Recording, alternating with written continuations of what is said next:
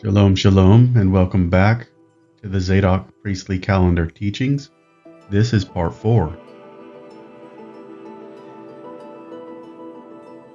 And congratulations, I'm graduating you to the Levitical order.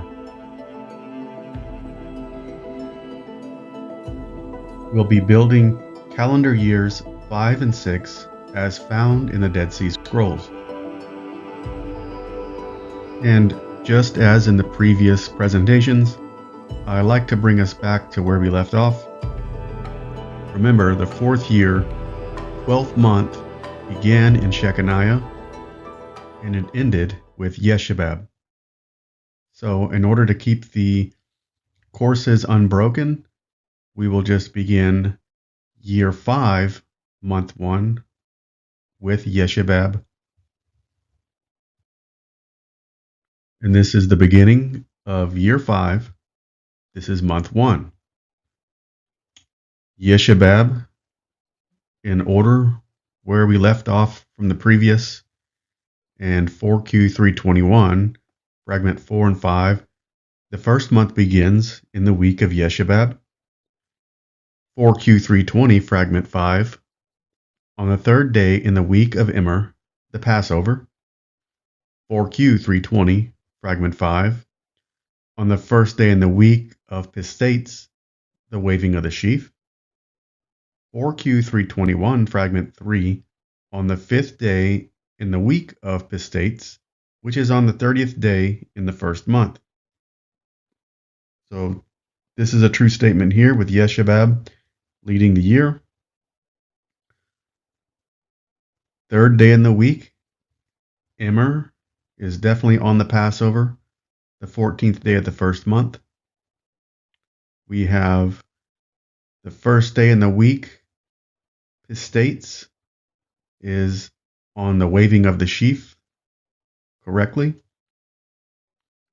The 5th day in the week of Pistates is the 30th of the first month.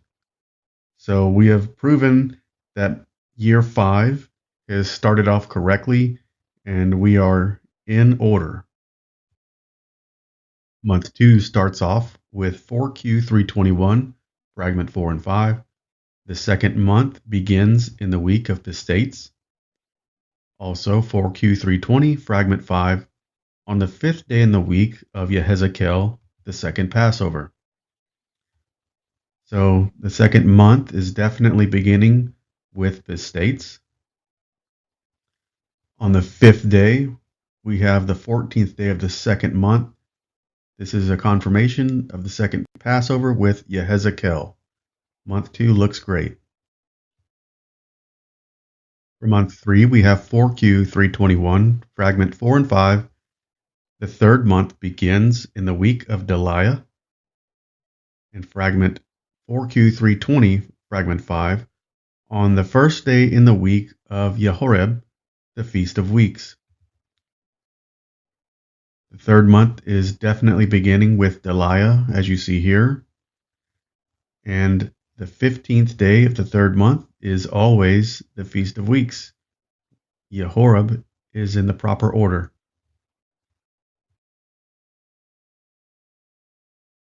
And month 4 is a very lonely month with only one scroll fragment, but that's more than enough. 4Q321, fragment 4 and 5, the 4th month begins in the week of Harim. And we have Harim beginning the 4th month.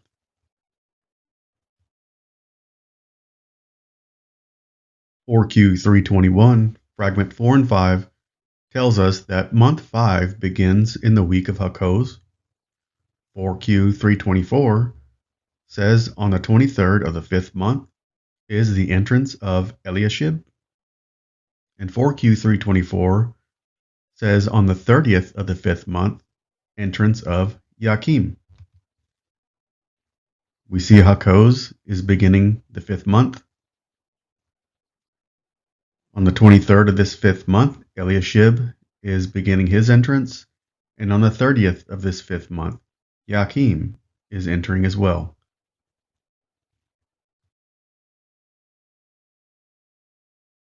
Month 6, We have 4Q321, fragments 4 and 5. The 6th month begins in the week of Yakim.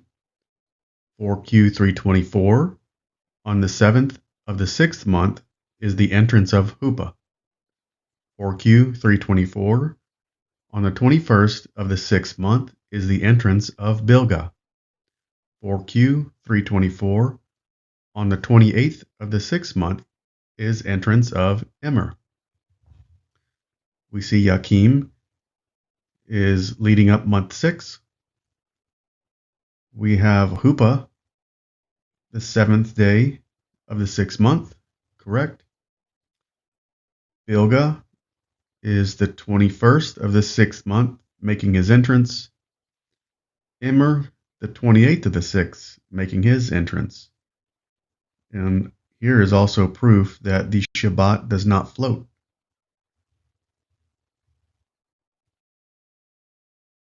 (4Q324) says the 4th day of Immer is the 1st day of the 7th month. 4Q324, on the 4th day of the 7th month is the entrance of Hezir. 4Q320, fragment 6, on the 6th day in the week of Hezir, the Day of Atonement. And 4Q320, fragment 6, on the 4th day in the week of Pistates, the Feast of Tabernacles. Now we have the 4th day in the week, which is the 1st day of the 7th month, corresponding to Immer. We also have the 4th day of the 7th month with Hezir making his entrance. Hezir also is in the Day of Atonement, which says the 6th day in the week of Hezir. So that's also true. And we have the 4th day, Pistates, is taking up the Feast of Tabernacles. Month 7 looks good. 4Q321, fragments 4 and 5. The 8th month begins in the week of Yehezekel. As we see here, the 8th month is beginning with Yehezekel. 4Q321, fragment 4 and 5. The 9th month begins in the week of Yehorib. 4Q324, on the 4th on the 9th month is the entrance of the course of Harim. Yehorib is here leading up the 9th month. And on the 14th day of this 9th month, Harim comes into his course.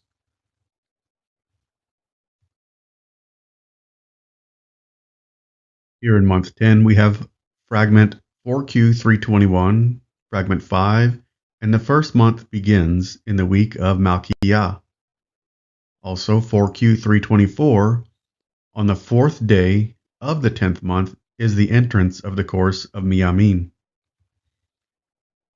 Malkiah is leading up this 10th month correctly, and the 4th day in this 10th month we have Miyamin coming into his course.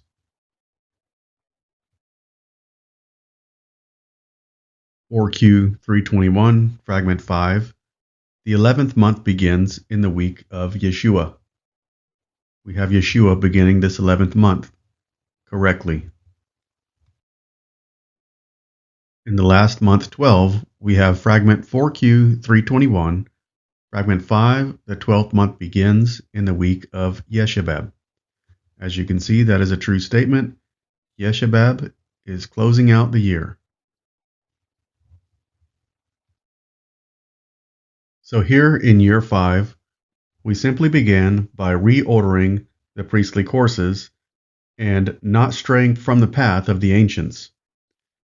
We've seen that the dates within the months, the days, the Shabbats, and even the feast days all matched up perfectly and seamlessly. But again, we have this pesky little equinox wanting to move forward in the year. And most people will want to push the head of the year up to that following day 4. Let's see what happens when we do that. Here we've pushed it up to help out our little friend here, the equinox. But now 4Q321, fragment 4 and 5, which told us the first month begins in the week of Yeshebab, is no longer true for us. Also, 4Q320, fragment 5, on the third day in the week of Immer, the Passover, it's no longer true. Hazir, you now have the Passover. Fragment 4Q320, on the first day in the week of Pistates, the waving of the sheaf. That is no longer true. And the same is also for 4Q321, fragment 3, on the fifth day in the week of Pistates, which is on the 30th day in the first month. Pistates is no longer on the 30th. It's been passed to the priest in the next week. So pushing the year forward has destroyed what the Zadok priests have told us here in these scroll fragments. We don't have any scroll fragments that reference the moon phases for year 5, so we can go ahead and move on to year 6. In Mishmarot F, we have a glimpse that says the 6th Pistates. 4Q321, fragment 5, the first month begins in the week of Pistates.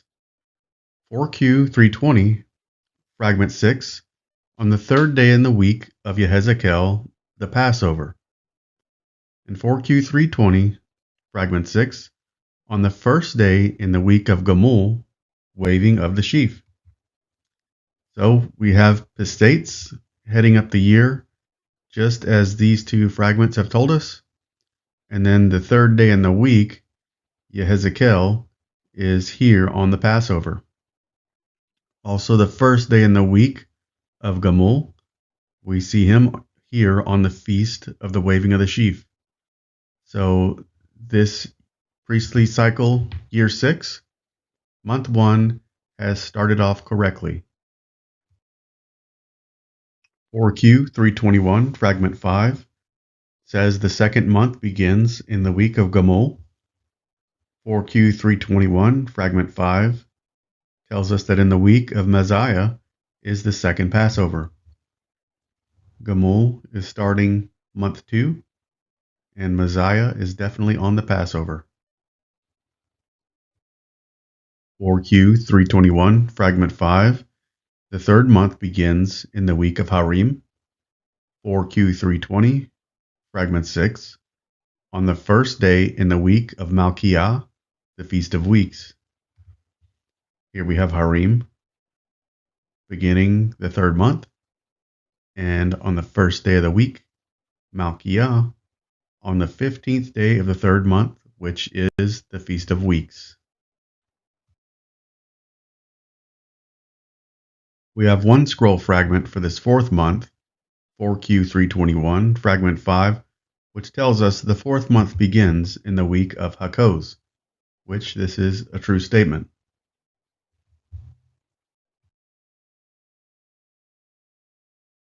For Q321, fragment 4, says that on the 5th day in the week of Yakim, which is on the 7th day in the 5th month. In 4Q321, fragment 5, the 5th month begins in the week of Eliashib. We'll begin with Eliashib, definitely on the head of the 5th month. And then we have the 5th day in the week, which is the 7th day of the 5th month. We have Yakim in the correct order. For month 6, we have 4Q321, fragment 5, telling us the 6th month begins in the week of Immer. And 4Q321, fragment 4, on the Sabbath in the week of Hazir, which is on the 7th day in the 6th month. As we can see at the top, Immer is leading up this 6th month, and Hazir is on the Sabbath, falling on the 7th day of the 6th month. For month 7, we have 4Q321, fragment 4, on the first day in the week of Yakim, which is on the 5th day in the 7th month. 4Q320, fragment 6, On the 6th day in the week of Yakim is the Day of Atonement. 4Q320, Fragment 6, on the 4th day in the week of Gamul, the Feast of Tabernacles. So the first day, which is the 5th day of the 7th month, you have Yakim. That's correct. On the 6th day, you have Yakim falling on the Day of Atonement. Correct. And then on the 4th day, Gamul is going to lead the tabernacles. That is all true.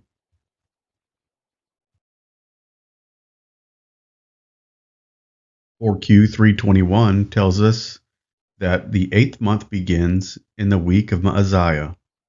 And 4Q321, Fragment 4, on the 3rd day in the week of Yehorib, which is on the 5th day in the 8th month. Maaziah is leading up the 8th month. And on the 3rd day in the week, we have Yehorib corresponding to this 5th day of the 8th month.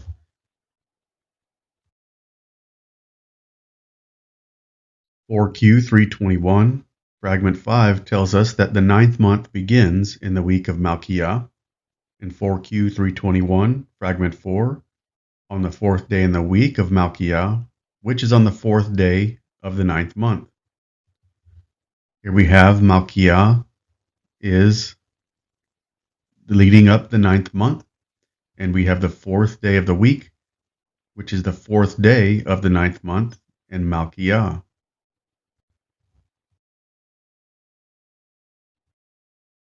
In month 10, 4Q321, Fragment 5, says the 10th month begins in the week of Yeshua. In 4Q321, Fragment 4, on the 6th day in the week of Yeshua, which falls on the 3rd day in the 10th month. Here we have Yeshua beginning the 10th month, and on the 6th day of the week, the 3rd day of the 10th month is Yeshua.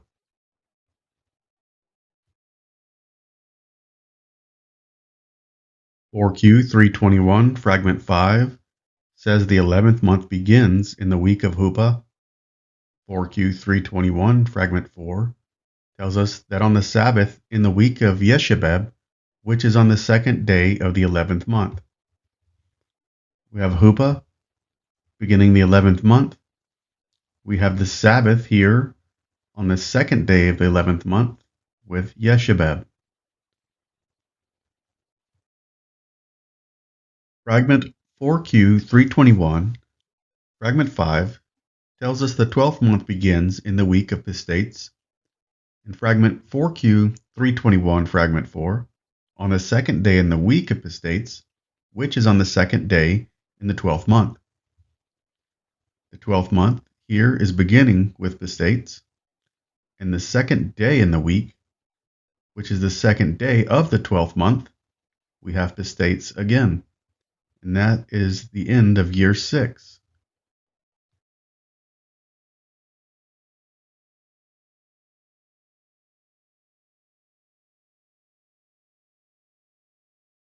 For year 6, we do have some scroll fragments that have moon phases referenced, so we'll go ahead and chart them in. 4Q321, Fragment 4, and the new moon is on the 1st day in the week of Bilgah, which is on the 24th day in the 5th month. Over here, we have the 1st day of the week, corresponding to the 24th day of Bilgah, and here on this date, August 24th, you will find the new moon. Lines up. Month 6, 4Q321, Fragment 4, and the new moon is on the 2nd day in the week of Pethahiah, which is on the 23rd day in the 6th month. So the 2nd day of the week, Pethahiah, 23rd day of the 6th month, you'll find this date here corresponds to that new moon. 4Q321, Fragment 4, tells us the new moon is on the 4th day in the week of Deliah, which is on the 22nd day in the 7th month. We have the 4th day, Delia, 22nd day of this 7th month. Here is our date, which corresponds to that new moon.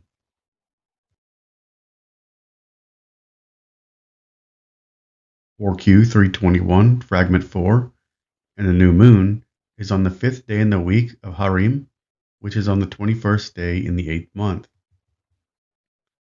Again, here's our 5th day of the week, Harim, 21st of the 8th month. October 31st would be the new moon.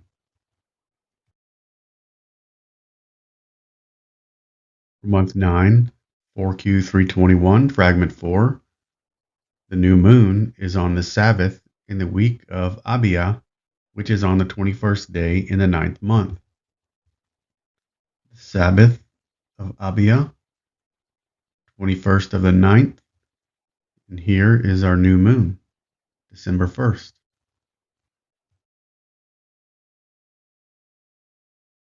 (4Q 321, Fragment 4), and the new moon is on the 1st day in the week of Yakim, which is on the 19th day in the 10th month. First day, here's our priest Yakim, the 19th of the 10th month, corresponding to this date, which is the new moon.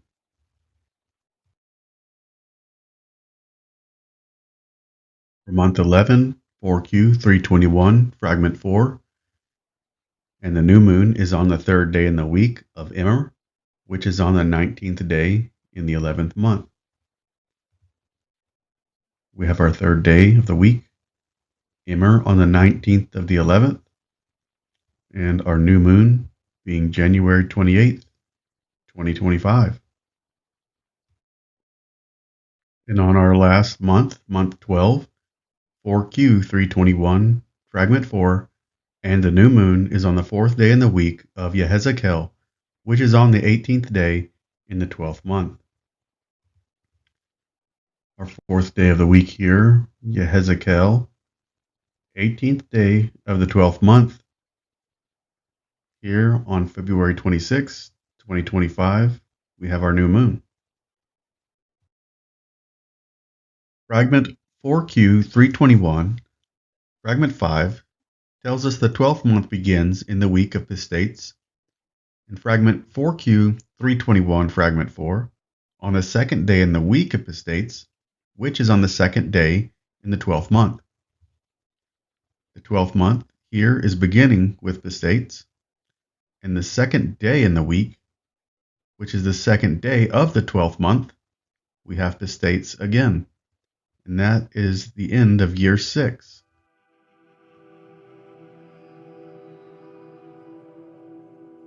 We now find ourselves at the end of the 6 years of priestly courses, which means it's time to start back over with year 1. This is the year in which we propose that a 7-day intercalation period is needed. By reconstructing the Dead Sea calendar scrolls and following their instructions for each year, they've told us exactly how a year should end and begin for a period of 6 years. One thing is extremely clear to us here, and that is, the sons of Zadok did not intercalate one single day within those 6 years. They didn't leave us any instructions on how to intercalate or when. They only left us instructions for the 6-year cycle. It's here at the end of the 6 years where we believe that a 7-day week is necessary to keep the calendar on track with the sun, moon, stars, and priestly courses. It's here at the Shemitah where the Father commands a rest for the land. Not only does the land get to rest, but so does the calendar. For 7 days, even time receives the blessing of a Sabbath rest. I'll demonstrate for you a witness in the stars that we believe is another sign or oath to know that we're on the right course. This year, on March 11th, 2025, the Zadok Priestly Calendar will end, and this is the eastern sky where the sun is going to rise. So this is going to be day 4 where the calendar should start, but we can see the sun is in between these two constellations, Pisces and Aquarius. Now this is where we are proposing the 7-day intercalation period. We'll add 7 days here and see where the sun rises now. Now we have the sun rising in the constellation of Pisces, confirming that the intercalation was added at the right time. And I'll just rewind it and show you again. Take you back to the 12th. Fast forward the time. And there we have it. The sun is outside of Pisces. Fast forward up, and we're back in.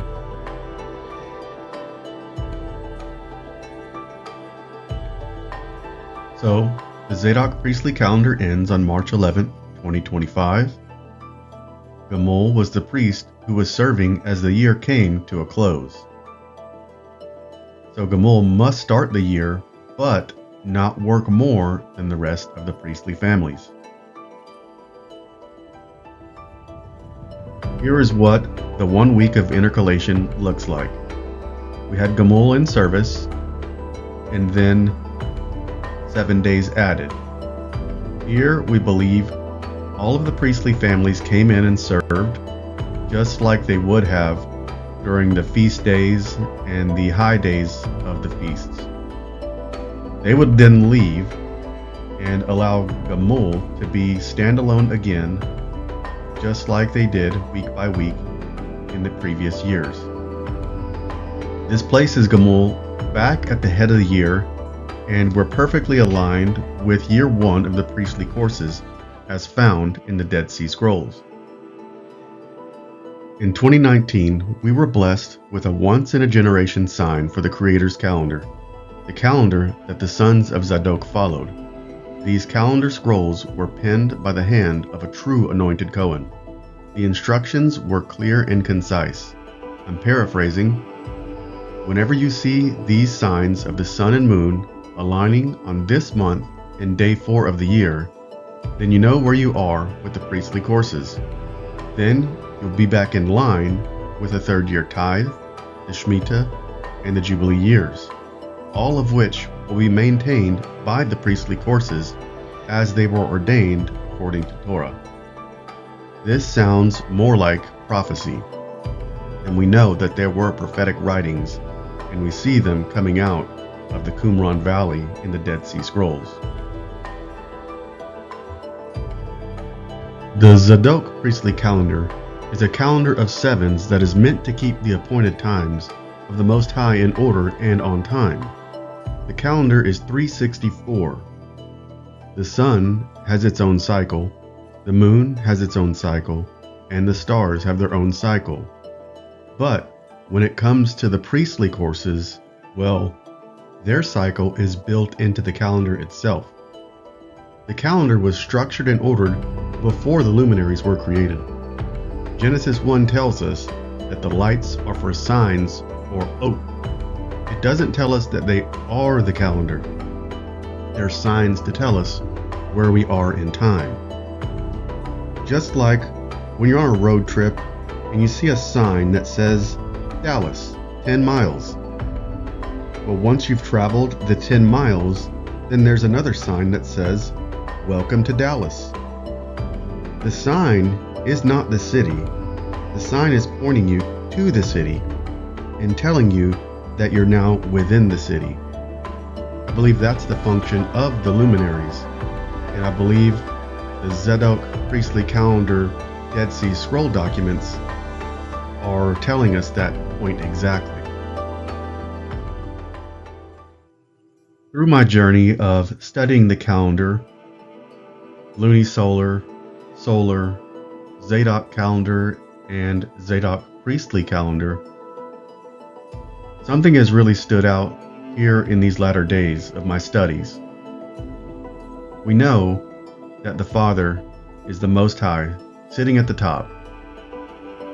He's placed these luminaries where they're at for a reason, for calendar signs.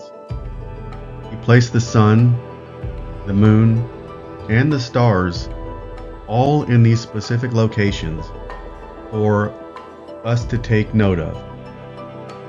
They're all below him, if you'll notice. There's one aspect of the calendar, though, that is closest to him, not below him, but around him. This aspect comes from Revelation 4. Revelation 4, 1 through 4. After these things I looked, and beheld a door standing open in heaven. And the first voice which I had heard, like the sound of a trumpet speaking with me, said, Come up here, and I will show you what must take place after these things. Immediately I was in the Spirit, and beheld, a throne was standing in heaven, and one sitting on the throne, and he who was sitting was like a jasper stone, and a sardius in appearance. And there was a rainbow around the throne, like an emerald in appearance. Around the throne were 24 thrones, and upon the thrones I saw 24 elders sitting, clothed in white garments, and gold crowns on their heads. Brothers and sisters, I believe that these 24 elders are the 24 priestly courses that 1 Chronicles 24 has given us. They were there from the beginning, and in the time of David, they were established and given to us as a witness and a check and a balance in the calendar. As we immerse ourselves in the Zadok Priestly Calendar, we reflect on the wisdom of ancient traditions. This calendar offers insights into the rhythms of life that our ancestors followed and invites us to consider how these rhythms can enrich our faith. By walking in the Father's ways, we connect with the lineage of faith and devotion that spans millennia. Each year, we receive a divine invitation from the Father to walk in His ways, the straight and narrow path, the path of the ancients.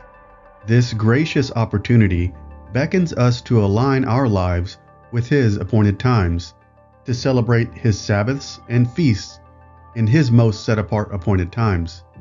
It is an invitation to partake in sacred celebrations with the heavenly entourage, including the priestly angels ministering near Him, our high priest, the Messiah, our King and our brother.